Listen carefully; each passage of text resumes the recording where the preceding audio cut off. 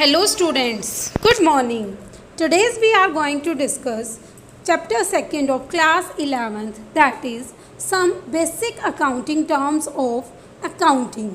तो स्टार्ट करते हैं हमारी आज की वीडियो जिसमें फर्स्ट टर्म है, first is business transaction.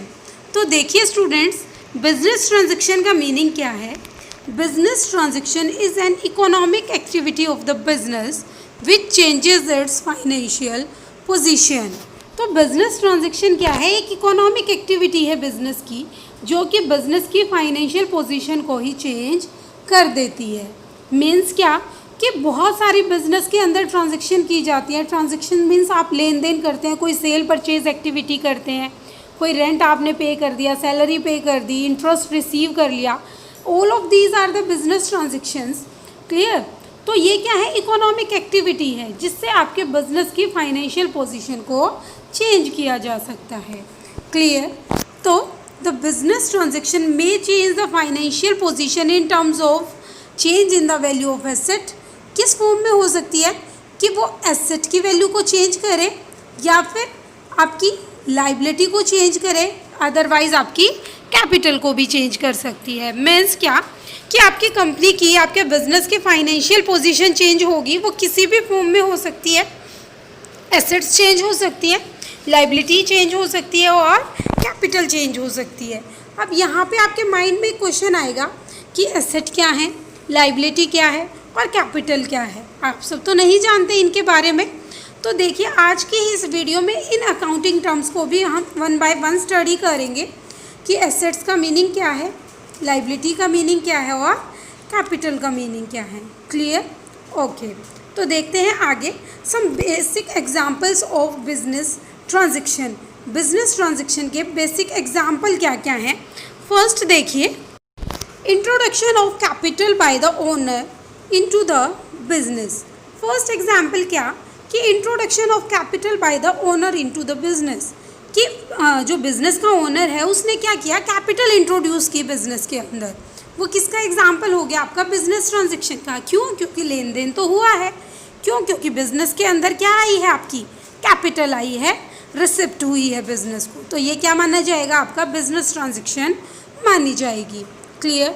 Second, withdrawal of cash from the business by the owner for personal use.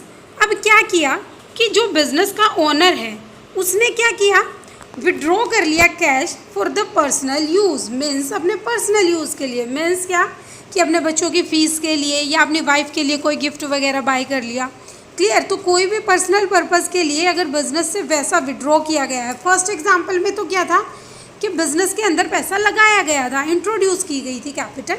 यहाँ पे क्या है, विड्रॉ कर लिया गया। और इस विड्रॉन को आप अकाउंटिंग टर्म की भाषा में, अकाउंटिंग लैंग्वेज में बात करें तो इसे आप ड्राइंग्स बोलते हैं। Clear. Next, third, purchase of goods assets for cash और ऑन क्रेडिट, कि गुड्स या एसेट परचेज किए कैश में भी या फिर क्रेडिट मीन्स उधार में। बट बिजनेस के लिए गुड्स या एसेट को परचेज किया गया, बाय किया गया है, वो कैश भी हो सकता है और क्रेडिट भी हो सकता है। Clear. Next, sale of goods और एसेट्स ऑन कैश और क्रेडिट, या फिर जैसे थर्ड में क्या है कि गुड्स को बाय किया, in the same way fourth example में क्या है, गुड्स को सेल आउट किया गया। Clear. Next, payment made to supplier, आपने कोई गुड्स वगैरह बाय किए थे, उनको पेमेंट की, या फिर आपने क्या किया, किसी को सेल आउट किया था, कैश रिसीव हुआ कस्टमर से। क्लियर।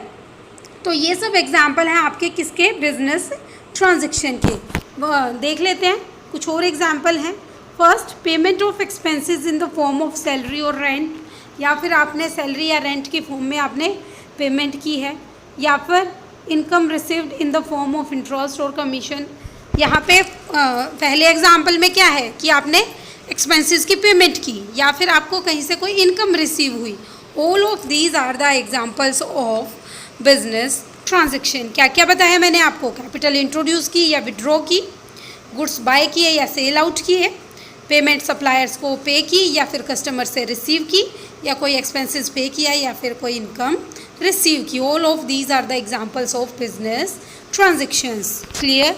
आफ्टर दैट देखिए इवेंट्स। अब इवेंट क्या है, which are not the business transaction.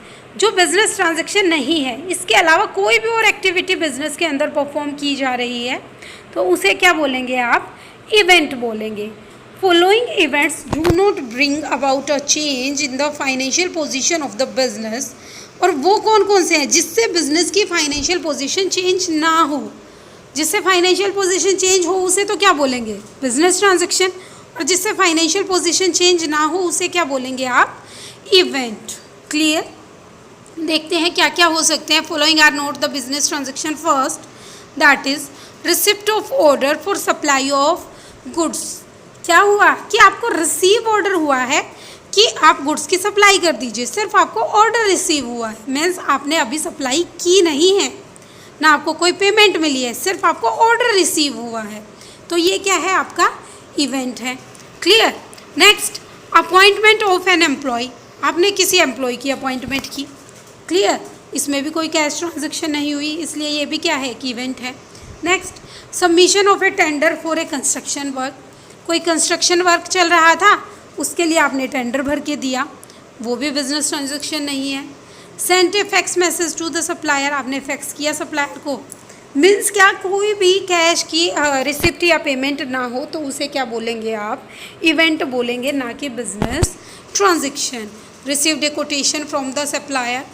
General manager resigned from the organisation. उसने रेजिग्नेशन दे दिया। मीन्स आप देख रहे होंगे, शायद आपने अंडरस्टैंड भी कर लिया होगा कि इन सभी की सभी जो भी ये आपको गिवन है, इक्वेशंस गिवन है, इन सब इक्वेशंस में ना तो कैश रिसिप्ट हो रहा है और ना ही कैश की पेमेंट हो रही है। दैट्स वाई इनको इवेंट बोलते हैं, ट्रांजैक्शंस नहीं बोलते। Interview of a prospective employ. Clear होगा I think? Okay. After that देखिए next second term, that is account. अब अकाउंट, आप सब्जेक्ट ही पढ़ रहे हैं अकाउंट्स, आपके सब्जेक्ट का नाम ही क्या है? अकाउंट्स या अकाउंटेंसी। क्लियर? तो अकाउंट्स क्या है वो देखते हैं। जब आप ट्रांजैक्शंस की कहीं पे रिकॉर्ड करते हैं, उनकी रिकॉर्डिंग कर देते हैं, उसी को अकाउंट्स बोलते हैं। मैं आपको ऑलरेडी बता चुकी हूँ। Account is a summarised record of related transactions at one place under a particular head. Already मैं आपको बता चुकी हूँ क्या है? एक समराइज्ड रिकॉर्ड है रिलेटेड ट्रांजैक्शंस का एट वन प्लेस, कि एक प्लेस पे आपने क्या किया? रिकॉर्ड कर दिया ट्रांजैक्शंस को अंडर अ पर्टिकुलर हेड, किसी पर्टिकुलर हेड के under. For example, all the transactions related to cash are recorded at one place known as cash account. I think clear होगा आपको कि क्या बताया कि जो सेम हेड की ट्रांजैक्शन है या फिर सेम नेचर की ट्रांजैक्शन है, उनको एक पर्टिकुलर हेड के अंडर रख देना। जैसे जितनी भी कैश ट्रांजैक्शन होगी उनके लिए एक अकाउंट मेंटेन कर दिया गया और उसे क्या नाम दे दिया गया? That is cash account. Clear? ये an account has two side. कोई भी अकाउंट आप मेंटेन करते हैं उसकी टू साइड होती हैं। लेफ्ट इज़ डेबिट एंड और उसको एब्रीवेट बोले तो DR डॉट करके आप उससे डिनोट करते हैं। लेफ़्ट साइड डेबिट होती है और जो राइट हैंड साइड होती है उसे आप क्या बोलते हैं? Abbreviated as credit. क्लियर? ये आपको कैश अकाउंट का परफॉर्मा बना के दे रखा है। First of all debit side में देखिए date, after that first of all date, after that particulars, then JF journal folio. Means journal में ये ट्रांजेक्शन्स कहाँ कहाँ पे हैं, किस पेज नंबर पे हैं, उसे बोलते हैं journal folio. And then amount, after that again date, particulars, JF and amount. ये क्रेडिट साइड हो गई आपकी and that one is your debit side. Clear? ये सब आप ये अकाउंट कैसे मेंटेन किया गया है ये सब आप सीखेंगे जब मैं आपको लेज़र बनाना सिखाऊंगी। एट दैट टाइम आप इसे अंडरस्टैंड कर पाएंगे कि किस तरह से ये रिकॉर्डिंग की गई है। क्लियर? अभी आज मैं आपको सिर्फ थियोरेटिकल पोर्शन बता रही हूँ, वो भी कि जो भी आपके अकाउंटिंग टर्म है उन अकाउंटिंग टर्म्स की क्या क्या डेफिनेशन है, क्या क्या उनके मीनिंग है। आज की इस वीडियो में हम सिर्फ उसको स्टडी करेंगे। क्लियर? ओके। आफ्टर दैट देखिए next term that is capital. अब कैपिटल क्या है? Capital is the amount invested bye the owner into the business. Capital क्या है? अमाउंट जो कि इन्वेस्ट किया गया है बिजनेसमैन के द्वारा बिजनेस में। It may be bought in the form of money और in the assets having the monetary value. जो बिजनेसमैन है इसे कैश की फॉर्म में, मनी की फॉर्म में भी लेके आ सकता है, इंट्रोड्यूस कर सकता है, और एसेट्स की फॉर्म में भी लेके आ सकता है। और एसेट्स ऐसी जिनकी मॉनेटरी वैल्यू हो, जिसकी मनी में वैल्यू जिसकी मेज़र की जा सके। Clear? According to the business entity concept, business is considered to be separate and distinct from its owner. देखिए ये टर्म काफ़ी इंपॉर्टेंट है स्टूडेंट्स। क्या मतलब है? देखिए एक कंसेप्ट आता है आपका, आप बिजनेस स्टडीज़ में भी स्टडी करेंगे इस कंसेप्ट को, that is business entity concept. Business entity concept देखिए क्या है, ये जो यहाँ पे आपको लिखा गया है बिजनेस एंटिटी कंसेप्ट मीन्स कि बिजनेस की एक सेपरेट एंटिटी होती है in comparison to its owner. Means business एक अलग पर्सन, एक अलग ह्यूमन बीइंग के जैसे ट्रीट किया जाता है, इसे आर्टिफिशियल पर्सन भी बोलते हैं। और जो बिजनेसमैन है वो एक सेपरेट, उसकी अलग सेपरेट एंटिटी होती है, मतलब business is separate from its owner. Clear? So capital is a liability, इसीलिए कैपिटल को क्या माना गया है? लाइबिलिटी। कैसे? लाइबिलिटी मीन्स दायित्व, मीन्स कि जो बिजनेसमैन ने बिजनेस में पैसा लगाया, जो कैपिटल लगाई, अब बिजनेस की लाइबिलिटी है कि वो उस कैपिटल को बिजनेसमैन को वापस करे। क्यों? क्योंकि बिजनेस की सेपरेट एंटिटी है। अब बिजनेसमैन ने बिजनेस में पैसा लगाया है तो बिजनेस की भी तो ये लाइबिलिटी, ये दायित्व बन जाता है कि बिजनेसमैन को उसकी कैपिटल वापस करे, और वो भी विद इंटरेस्ट। क्लियर? ओके, तो कैपिटल क्या हो गई? Is the liability of the business towards the owner. Capital increases with the additional और fresh capital and the amount of profit earned. जैसे ही एडिशनल कैपिटल लगेगी या बिजनेस के अंदर प्रॉफिट अर्न किया जाएगा, वैसे ही कैपिटल क्या हो जाएगी? इंक्रीज हो जाएगी। On the other hand vice versa means reduces when the owner makes drawing और loss is incurred by the business. अगर बिजनेस में कोई लॉस होगा या फिर विड्रॉ कर लेगा बिजनेसमैन पैसा, तो वो उससे कैपिटल क्या हो जाएगी? रिड्यूस हो जाएगी, डिक्रीज हो जाएगी। Clear? Capital is the excess of asset over outside liability, that is capital is equal to assets minus liability. Means assets अगर ज़्यादा हैं और लाइबिलिटी आपकी कम है, तो जितनी एसेट आपकी ज़्यादा है वो क्या मानी जाएगी आपकी? कि बिजनेस के अंदर वो कैपिटल लगाई गई है। Capital is equal to assets minus liability. Assets में से जब आप लाइबिलिटीज़ की वैल्यू को लेस कर देते हैं तो रिमेनिंग आपकी क्या बची जाती है? Capital. Capital is also known as owner's equity और नेटवर्थ और इंटरनल लाइबिलिटी और प्रोप्राइटरी फंड। देखिए कितने सारे नाम हैं कैपिटल के। कैपिटल को ऑनर इक्विटी भी बोलते हैं, क्यों? क्योंकि ऑनर की कैपिटल है ये। और नेटवर्थ भी बोल देते हैं, और इंटरनल लाइबिलिटी भी बोलते हैं, और प्रोप्राइटर्स फंड भी बोलते हैं। प्रोप्राइटर मीन्स, प्रोप्राइटर किसे बोलते हैं? प्रोप्राइटर जो भी किसी भी ऑर्गेनाइजेशन का जो ऑनर होता है, जो मालिक होता है, उसी को प्रोप्राइटर बोलते हैं। और क्योंकि उसने बिजनेस के अंदर पैसा लगाया है तो इसलिए इसको क्या नाम दे दिया? प्रोप्राइटर फंड का। क्लियर? ओके, आफ्टर दैट देखिए next term, that is liability. अब लाइबिलिटी क्या है? लाइबिलिटीज आर द ऑब्लिगेशंस और the debts that an enterprise has to pay at some time in the future. Liability means Hindi में क्या बोलते हैं इसे? दायित्व। मीन्स ये वो ऑब्लिगेशन या दायित्व हैं या फिर डेब्ट, ऋण हैं, that an enterprise has to pay at some time in future, जिनकी किसी भी ऑर्गेनाइजेशन को फ्यूचर में पेमेंट करनी है। That is it is the amount owned by the business. Means ये वो पैसा है जो कि बिजनेस ने ओन्ड मीन्स लोन ले रखा है, और इसे क्या करना है? बिजनेस को पे करना है। तो इसलिए ये बिजनेस की क्या है? लाइबिलिटी है, दायित्व है। Clear? The amount payable to the owner is termed as internal liability और ऑनर्स इक्विटी। कि अगर ओनर को पे करना है बिजनेस को पैसा, तो उसे क्या बोलेंगे? ऑनर्स इक्विटी या फिर internal liability. The amount payable to the outsiders, इसको क्या बोलेंगे? External liability. For example creditors, borrowing etcetera. Borrowers means creditors को, लेनदारों को कोई पेमेंट करनी है, या फिर आपने कहीं से पैसा उधार ले रखा है वो आपने पेमेंट करनी है, वो क्या है? आपकी एक्सटर्नल लाइबिलिटी है। क्लियर? अगर आउटसाइडर्स को पे करनी है, और इनसाइडर्स को पे करनी है तो उसे क्या बोलते हैं? नाम से ही पता चल रहा है, इंटरनल लाइबिलिटी और owner's equity. Clear? Okay, after that देखिए next, that is non current liability. अब देखिए लाइबिलिटी के टाइप्स आपने स्टडी किया, लाइबिलिटी का मीनिंग क्या बताया, लाइबिलिटी 2 टाइप्स की, इंटरनल लाइबिलिटी और एक्सटर्नल लाइबिलिटी। क्लियर। उसके बाद लाइबिलिटी अगेन 2 पार्ट्स में डिवाइड है, that is non current liability and current liability. Clear.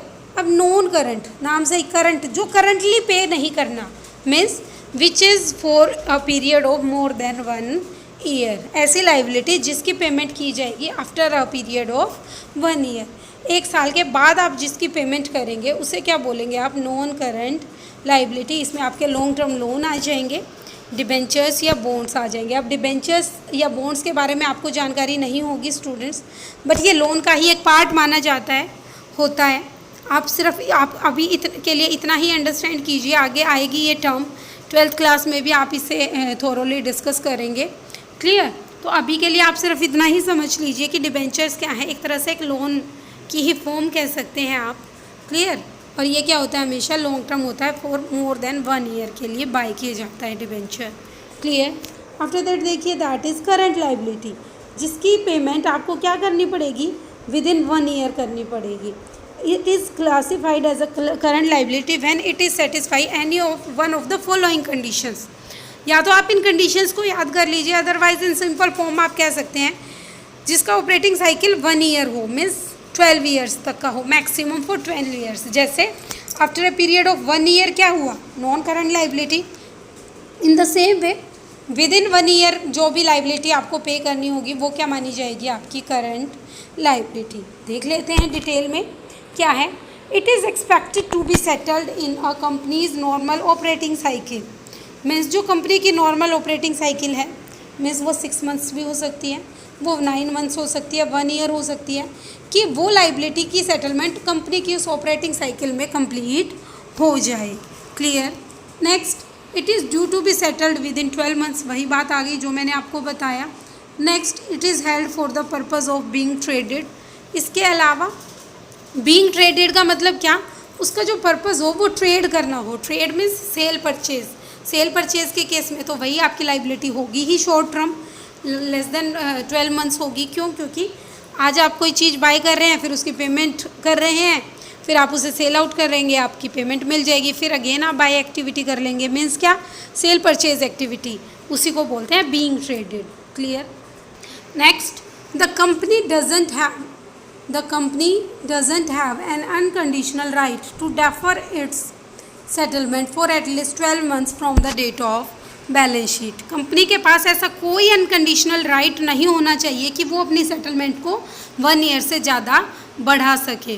Clear. Means उसे जो भी अकाउंट्स की सेटलमेंट करनी है वो विद इन 12 मंथ्स ही करनी पड़ेगी from the date of balance sheet. Clear है स्टूडेंट्स। आफ्टर दैट देखिए assets. Assets are the economic resource of an enterprise which can be expressed in terms of money. Assets are the economic resource of an enterprise. Economic resource of an enterprise means क्या, कि ये एक ऐसा resource है, economic means जिससे आप कुछ ना कुछ कोई ना कोई थिंग आप बाय कर सके, या फिर आप कह सकते हैं which can be expressed in terms of money, जिसे आप मनी की टर्म्स में एक्सप्रेस कर सके, मेज़र कर सके। Clear. For example land and building. अब लैंड एंड बिल्डिंग की वैल्यू को मनी की टर्म्स में मेज़र किया जा सकता है, तो ये हमारी एसेट है। प्लांट एंड मशीनरी है, फर्नीचर है, स्टॉक है, कैश एंड बैंक बैलेंस है। क्लियर। डेटर्स हैं, all of these are our assets. Clear.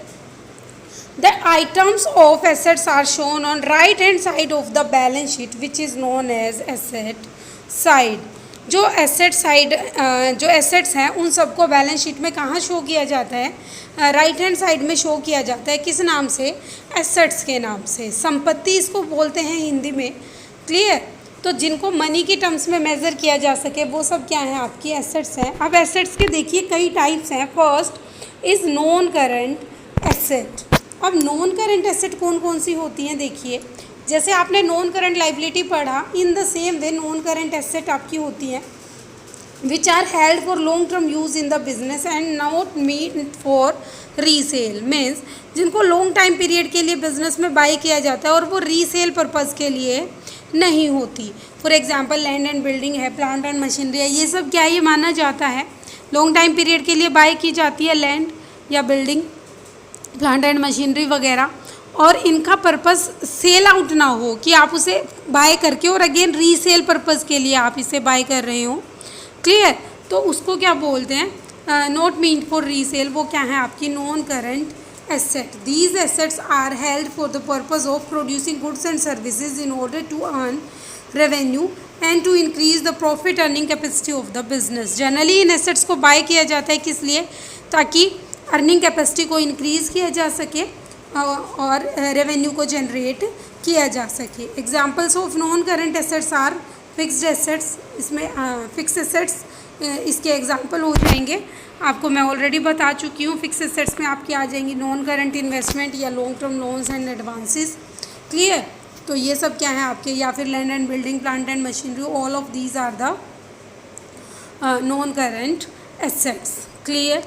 Okay, after that देखिए करंट एसेट। अब करंट एसेट्स जो कि क्या होंगी, जिनका जो टाइम पीरियड होगा वो लेस देन 1 ईयर के लिए होगा। क्लियर? मीन्स क्या कि ऐसी एसेट जिनको आप विद इन 1 ईयर कैश में कन्वर्ट कर सकें।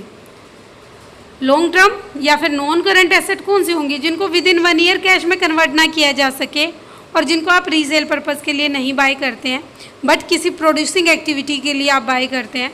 बट करंट एसेट्स क्या कौन सी होंगी, which can be easily converted into cash with in the 1 year.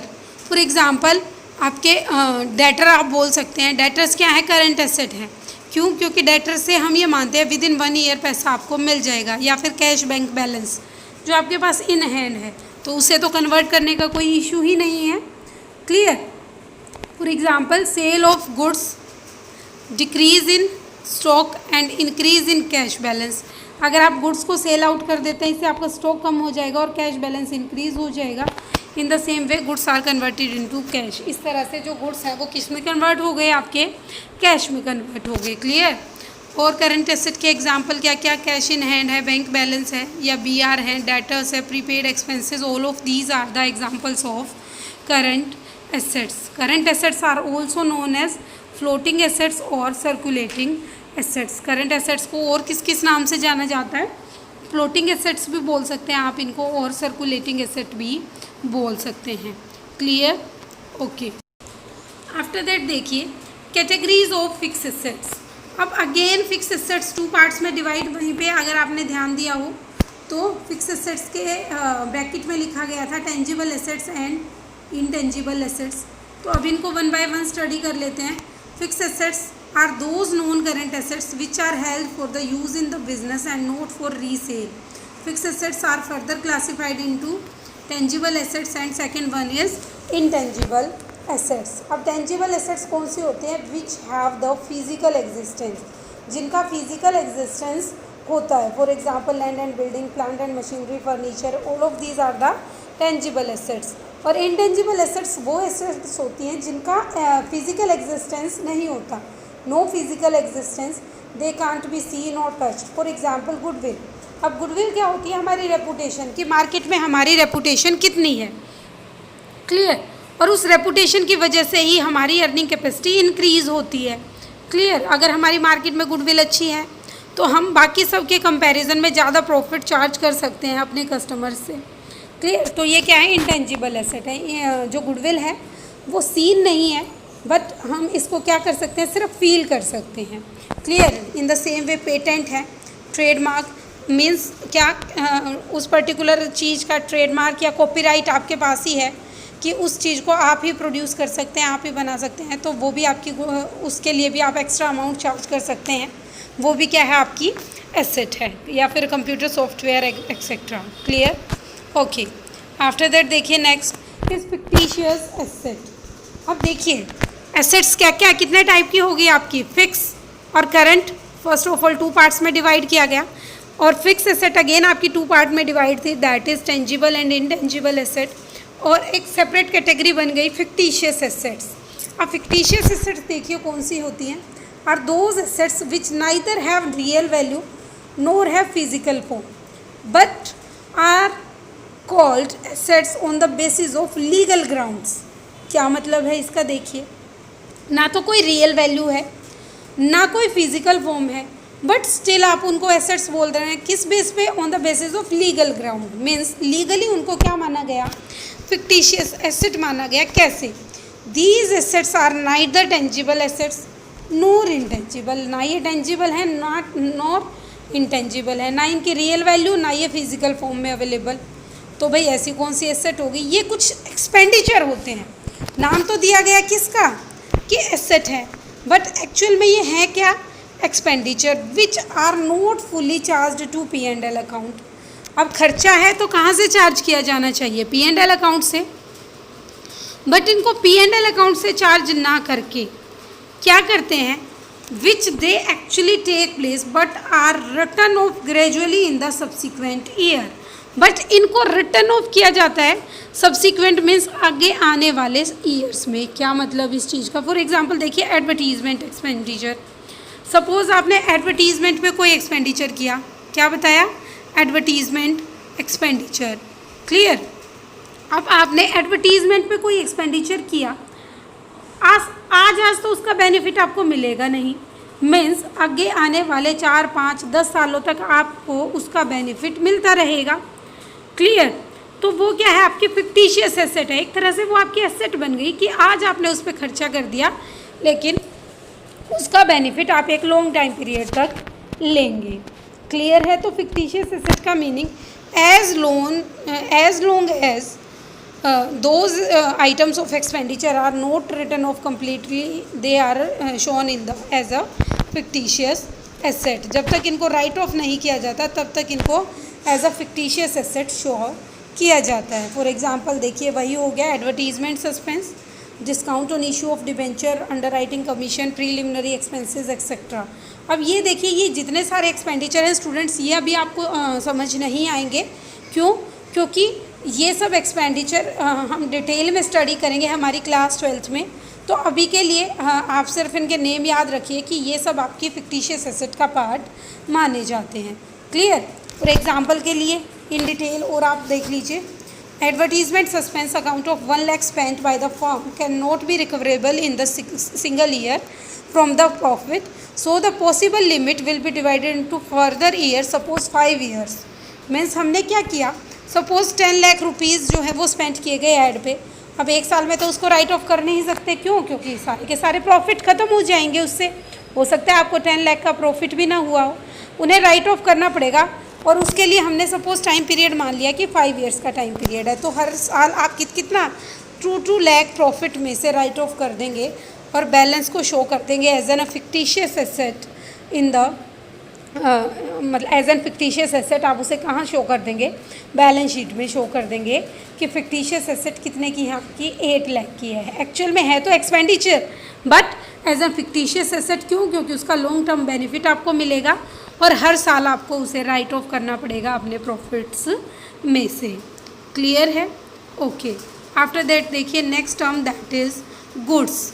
Goods refers to the products in which the business unit is dealing. Goods वो product हैं जिनमें business unit dealing करती है। That is goods mean all the items which are purchased and sold in the ordinary course of business. Means goods वो product हैं जिनमें business unit deal करती है। That is goods mean all the items which are purchased and sold in the ordinary course of business. जो कि normal कोई भी business है जिसमें सेल आउट और परचेज आउट एक्टिविटी की जाती है, उसको क्या बोलते हैं? गुड्स बोलते हैं। कोई भी ट्रांजैक्शन, कोई भी आइटम जो आप सेल परचेज कर रहे हैं उसे आप क्या बोलेंगे? गुड्स बोलेंगे। क्लियर? अब देखिए परचेजेस। नेक्स्ट, इसी में गुड्स के लिए परचेज वर्ड यूज़ किया जाता है। परचेजेस क्या है? Refers to the amount of goods bought by the business for resale or for use them in the production। Goods resale purpose के लिए भी हो सकते हैं और प्रोडक्शन के लिए भी यूज़ कर सकते हैं। अगर ट्रेडिंग कंसर्न की बात करें, इन्हें ट्रेडिंग कंसर्न मीन्स जिसका मेन मोटिव ही सेल परचेज एक्टिविटी करना है। Purchases are made for resale with और विदाउट प्रोसेसिंग। कि परचेज़ की गई, हो सकता है उसमें आगे प्रोसेसिंग एक्टिविटी की गई, और हो सकता है कि जैसे बाई की आपने एज इट इज़ आपने कुछ प्रॉफिट अर्न करके उसे आगे सेल आउट कर दिया। Clear? In a manufacturing concern raw material by किया जाएगा, उस पर कुछ प्रोसेसिंग की जाएगी, उसे फिनिश्ड गुड में कन्वर्ट करके सेल आउट किया जाएगा। क्लियर।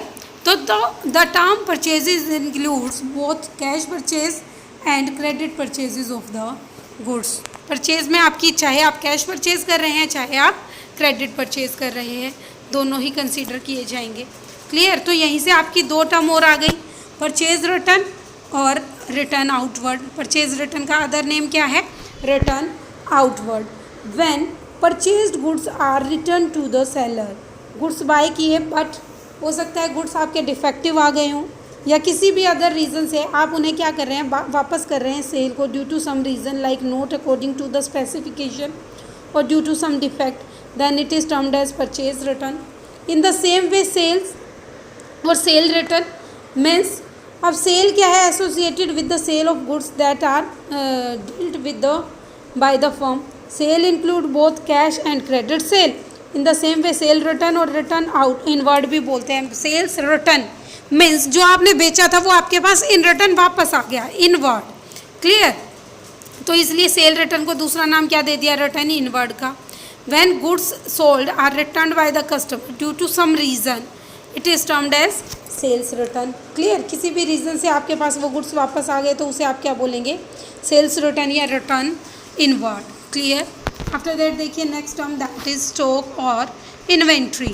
स्टॉक और inventory refers to the goods held by the business for sale in ordinary course of the business.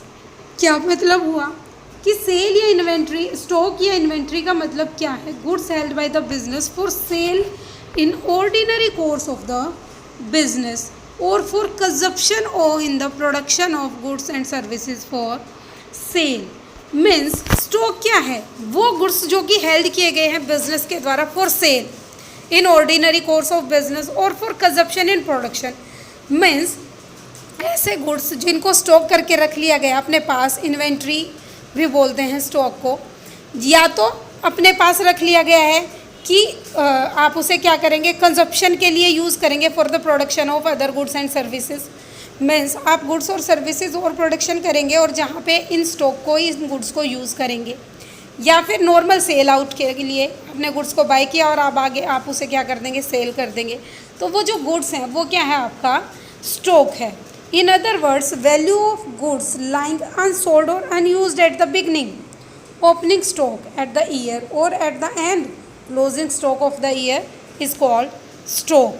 क्या मतलब कि अगर आपके पास बिगिनिंग में कोई गुड्स बचे हुए हैं, लास्ट ईयर जो है वो अनसोल्ड रह गए, अनसोल्ड स्टॉक, उसे क्या बोल देंगे आप? Opening stock. और अगर एट द एंड आपके पास कुछ बचा हुआ है गुड्स, उसे क्या बोल देंगे आप? Closing stock. Clear. Closing stock of this year becomes the opening stock of the next year. Obvious सी बात है, ये तो आपको मालूम ही है कि अगर क्लोजिंग का जो क्लोजिंग स्टॉक है वो नेक्स्ट ईयर का क्या बन जाएगा? ओपनिंग स्टॉक बन जाएगा। Clear. In case of accounting for companies, the term stock has replaced by inventory as per schedule 3 of companies act 2013। Stock को रिप्लेस कर दिया गया है इन्वेंट्री में। अगर कंपनीज एक्ट 2013 की बात करें, मीन्स इसी टर्म का नेम चेंज कर दिया, उसे स्टॉक ना बोल के उसे क्या नाम दे दिया गया? इन्वेंट्री का नाम दे दिया गया। कि स्टॉक आपका 3 टाइप्स का, stock of raw material, finished goods and work in progress. Clear है। तो देखिए आज की इस वीडियो में हमने कुछ बेसिक अकाउंटिंग टर्म्स को डिस्कस किया। क्या क्या?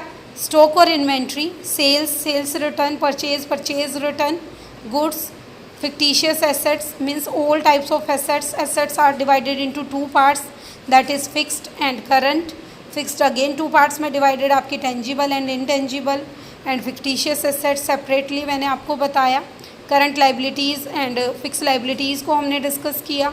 इसके अलावा कैपिटल का मीनिंग क्या है, अकाउंट का मीनिंग क्या है, क्या बिजनेस ट्रांजेक्शन्स क्या होती हैं, इवेंट्स का मीनिंग क्या है, ये सब अकाउंटिंग टर्म्स हमने आज की इस वीडियो में डिस्कस की। रिमेनिंग अकाउंटिंग टर्म्स को हम हमारी नेक्स्ट वीडियो में डिस्कस करेंगे। काफ़ी सारी और अकाउंटिंग टर्म्स हैं जिनको आप अकाउंट्स को स्टडी करने से पहले आपको अंडरस्टैंड करना पड़ेगा। जब तक आपको ये अकाउंटिंग टर्म्स आप अंडरस्टैंड नहीं करेंगे तब तक आपको आगे का अकाउंट्स बिल्कुल समझ नहीं आएगा, क्योंकि पूरी की पूरी अकाउंट्स जो है इन्हीं अकाउंटिंग टर्म्स पे बेस्ड है। मीन्स अगेन एंड अगेन आपको यही अकाउंटिंग टर्म्स सुनने को मिलेंगी। क्लियर। तो रिमेनिंग टर्म्स को हम डिस्कस करेंगे हमारी नेक्स्ट वीडियो में। तो मिलते हैं जल्द ही हमारी नई वीडियो में। Okay, bye bye.